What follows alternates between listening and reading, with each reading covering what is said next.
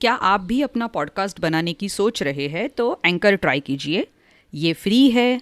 इसमें कई सारे ऐसे टूल्स हैं जो आपको अपने फ़ोन पर और कंप्यूटर पर रिकॉर्ड और एडिट करने की फैसिलिटी देते हैं। आप अपने पॉडकास्ट को डिस्ट्रीब्यूट भी कर सकते हैं जिससे इसे स्पॉटिफाई और दूसरे प्लेटफॉर्म्स पर सुना जा सके। डाउनलोड कीजिए फ्री एंकर ऐप या विजिट कीजिए anchor.fm। बुक्स दैट स्पीक में आप सभी का स्वागत है। ज़ेबा और उसके अब्बू मेट्रो से कुतुब मीनार घूमने जा रहे हैं।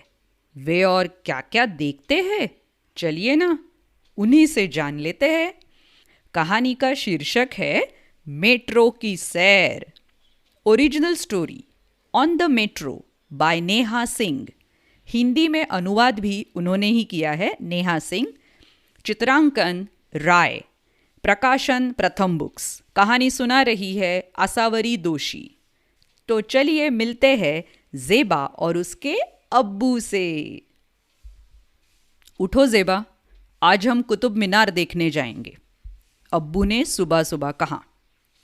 क्या अम्मी भी आएंगी? मैंने पूछा। अगर काम निपट गया तो ज़रूर आएगी। अम्मी हमेशा काम करती रहती है, मैंने शिकायत की। हम कैसे जाएंगे? मेट्रो में, अब्बू ने कहा। ये देखिए मेट्रो स्टेशन। सूट बूट और काले चश्मे पहने एक आदमी को प्लेटफॉर्म पर पहुंचने की बड़ी जल्दी है। माफ़ कीजिए, ज़रा हटिए, ऐसे कहता हुआ वो तेज़ी से चलती हुई सीढ़ियों पर भाग रहा है। हम इन जादुई सीढ़ियों पर ऊपर और ऊपर चढ़ते जा रहे हैं। मुझे लगता है जैसे ये सीढ़ियाँ मुझे निगल जाएगी। हमारे गांव में ऐसी सीढ़ियाँ तो नहीं हैं। मेट्रो प्लेटफॉर्म पर आ चुकी है। मैंने ड्राइवर को देखने की कोशिश की। जब मैं बड़ी हो जाऊंगी ना तो मैं भी मेट्रो रेल चलाऊंगी। चमकीले दरवाजे अपने आप खुल गए। Sir sir sir sir sir sir. इन दरवाज़ों को कैसे पता चलता है कि कब खुलना है और कब बंद होना है? मैं और अब्बू अंदर चले आए और मुझे ठंड सी लगी। टिक टिक टिक टिक टिक टिक टिक टिक टिक टिक। दरवाजे बंद हो रहे हैं। एक आवाज ने कहा, ये मेट्रो एक लंबे सांप की तरह है। चमकीले चांदी सी सीटें, खंबे और पकड़ने के लिए भी चांदी सी छड़े। एक नानी जी सामने वाली सीट पर सो रही है। उनका सिर बगल में बैठे आदमी के कंधे पर है। उस आदमी ने उन्हें जगाया नहीं, बस मुस्कुरा दिया और दोबारा अखबार पढ़ने लगा। मेट्रो चल दी। अब्बू देखिए, ये कांच की इमारत कितनी ऊंची है। इसमें आते जाते लोग तो चींटियों जैसे लगते हैं। क्या कुतुब मीनार इससे भी लंबा है? होना तो चाहिए। अब्बू हंस दिए। गांव में तो परम का घर सबसे ऊंचा था, 5 मंजिला, पर ये तो बहुत बड़ा लगता है। मेट्रो के दरवाजे खुल रहे हैं। Beep beep beep beep beep beep beep beep beep beep. ये क्या? शहर के बीचों बीच एक बड़ा सा जंगल। देखो, बिल्कुल हमारे गांव के पास वाले जंगल जैसे। मैंने अब्बू को कोहनी मार दिखाया। तुम यही आई थी ना अपने दोस्तों और अध्यापकों के साथ? अब्बू ने पूछा। अरे हाँ, अब याद आया। मैं अपने दोस्तों और अध्यापकों के साथ यही तो आई थी। हमने खूब गाने गाए थे, नारे लगाए थे।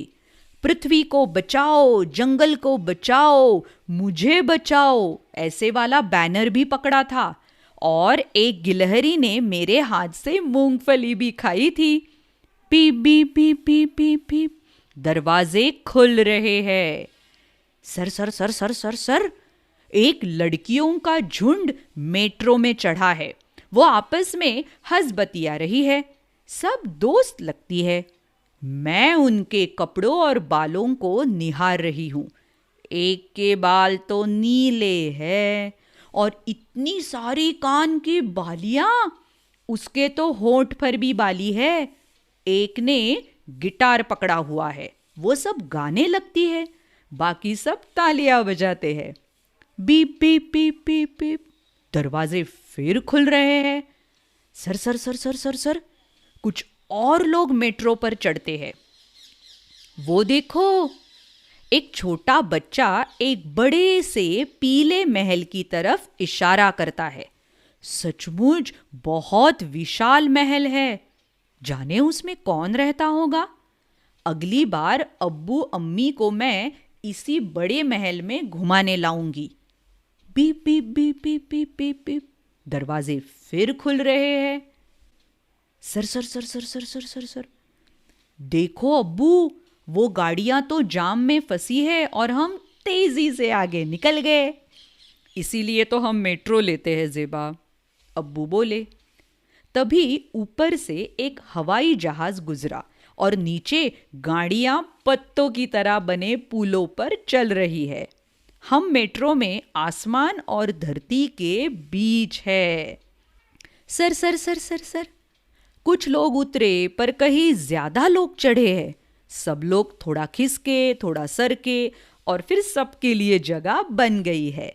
मेरे आसपास बहुत सारी आवाजें और बहुत सी भाषाओं में बोलते लोग हैं। एक माँ अपने बच्चे के साथ आई है। उनके पास बैठने को जगह नहीं है। अब्बू ने उन्हें अपनी सीट दे दी। अचानक दिन रात में बदल गया। हम जमीन के नीचे हैं। चारों तरफ कांच में सिर्फ लोगों के प्रतिबिंब दिख रहे हैं। ये किसी गुप्त गुफा की तरह लग रहा है जिसमें बहुत सी तारे और दीवार है। एक आदमी जो देर से फोन पर चिल्ला रहा था बोला, हेलो हेलो। लगता है उसका फोन नहीं चल रहा। Beep beep beep beep beep, दरवाजे खुल रहे हैं। Beep beep beep beep beep, हरी बत्तियां जल उठी है। मैं ड्राइवर के केबिन की ओर जा रही हूँ। मैं मेट्रो से उतरी और आगे भागी। आराम से, अब्बू पीछे पीछे आए। सलाम वालेकुम अम्मी। अम्मी ने अपनी सफ़ेद बेदाग वर्दी और टोपी पहन रखी है। वालेकुम अस्सलाम ज़ेबा। केबिन में दर्जनों बटन है।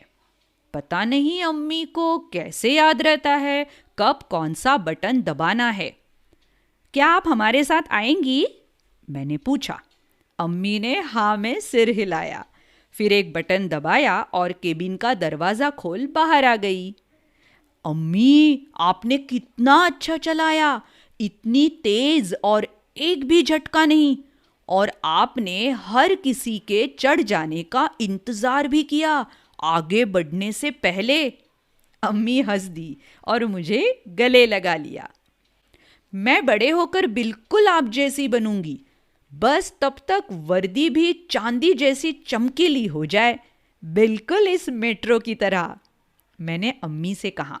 और फिर हम कुतुब मीनार की तरफ चल पड़े, अब्बू, अम्मी और मैं। कैसी लगी अनुराधा की कहानी? आपने देखा ना, अनुराधा की अम्मी मेट्रो चलाती है। तो ऐसी बहुत सारी कहानियाँ हिंदी, मराठी, अंग्रेजी और गुजराती में सुनने के लिए आप अलग अलग पॉडकास्टिंग ऐप्स पर बुक्स दैट स्पीक ऐसे करके सर्च कर सकते हैं। और हमारा यूट्यूब चैनल है बुक्स दैट स्पीक। तो चलिए मिलते हैं। शुक्रिया।